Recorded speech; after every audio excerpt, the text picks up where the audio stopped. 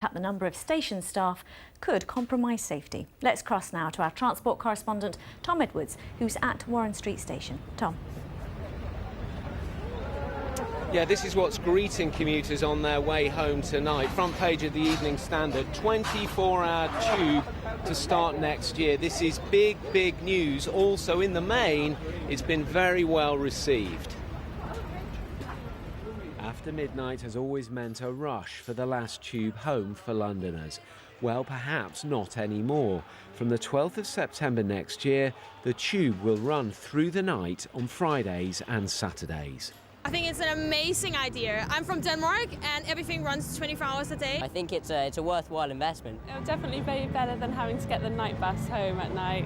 The plan is to run 6 trains an hour on the Jubilee, Victoria and most of the Piccadilly and Central lines, and 8 trains an hour on the Northern line. Tube bosses claim it will boost the nighttime economy, and the night tube will pay for itself.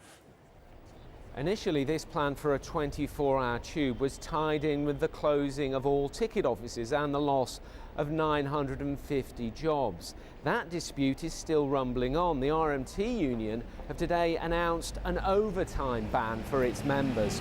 All of the unions, though, say there have been no detailed talks about a 24-hour tube. Are you being high-handed about this? Absolutely not. Look, this is great, I think, in terms of creating jobs within London Underground, jobs for people across London's economy. I'm sure everyone will welcome this. Of course, there's some detailed things still to iron out, but I'm absolutely convinced we can do this. And I know that because we'll need more drivers overnight, we'll need staff on stations, because we're absolutely committed to having visible staff on all our stations, that this will be welcomed by our employees. I'm very confident of that. The unions say they're behind the plans in principle, but do have serious concerns over safety. They learnt of the start date through the media. It's typical of the approach that comes from the Mayor's office in Transport for London. Very good at announcing things, much less good at the detail, because they're very detailed discussions that need to happen about the impact on staff and the effect on passengers. And the current pay deal runs out in April. This will certainly affect those negotiations. But this could be just the beginning for a 24-hour tube in the capital.